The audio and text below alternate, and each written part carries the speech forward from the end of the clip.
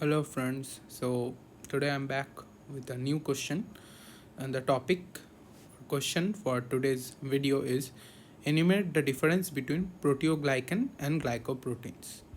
Okay, so let's see if I'm able to make you understand this topic. Be sure to check out my Instagram page that also goes by the ID Neighborhood Medico. Let us start. So, first coming to glycoproteins. Okay, so what are glycoproteins? Glycoproteins are basically carbohydrates covalently bonded to protein molecules. Okay, so this is the basics or basic definition or basic concept of glycoproteins. Now, there are two classes of glycoproteins. Okay, two main classes are there. The first one is known as glycoprotein only. It is simply known as glycoprotein, and the second is known as proteoglycan. Now let us look at the features or characteristics of each of this group. Okay, so glycoprotein, okay, they have the protein component larger or greater than the carbohydrate component by weight. Okay, so amount of protein in glycoprotein is more compared to glycoproteins. Okay, it is carbohydrate part is actually less than 5%. Some also the carbohydrate chains are shorter and highly branched in glycoproteins. Example include cell adhesion molecules or CAMs. Also, the sperm binds to the egg via glycoprotein molecules only. Okay, and they also form cell membrane components. Now coming to the proteoglycans, right? In proteoglycans, the protein part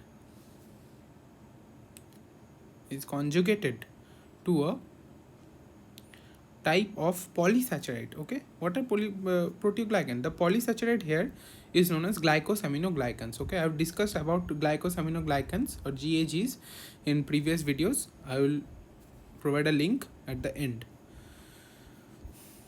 Okay, so this is the basic definition of proteoglycan. This is important to remember, right? And also the carbohydrate component in proteoglycan is greater than protein component. It is about greater than 95%. Okay, greater than 95% is carbohydrate. And talking about the chains, the carbohydrate chains are linear and unbranched. Okay, there is low space, so I'm just adjusting. Hope you are able to understand. Now I'm going to discuss something more about the glycoprotein only, right, where the carbohydrate percentage is actually less than 5%. So this glycoprotein has again three divisions. Okay, glycoproteins have three divisions: O-linked glycoprotein, N-linked glycoprotein, and GPI or glycosyl phosphatidyl inositol linked glycoprotein. Okay, starting with O-linked. So O glycosidic linkage is present between serine or threonine amino acid and a molecule of N-acetyl galactosamine. We'll look at the structure later.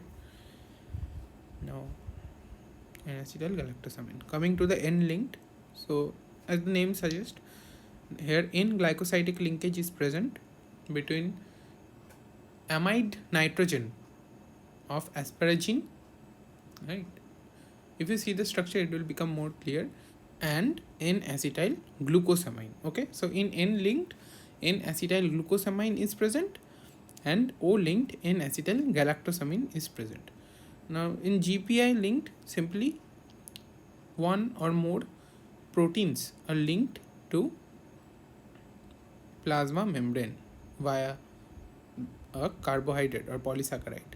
Okay, now looking at the structure of O-linked, suppose this is the basic ring structure of N-acetyl galactosamine, and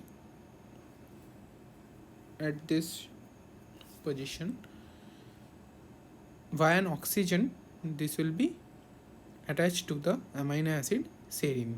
This is just a rough diagram. Because it is attached via an oxygen molecule, this is O linked, right? This part is the galactosamine, or N-acetyl galactosamine is written like that, okay, in short form. And this part is the serine amino acid. Okay, now coming to N-acetyl glucosamine. Oh, here I have made a mistake.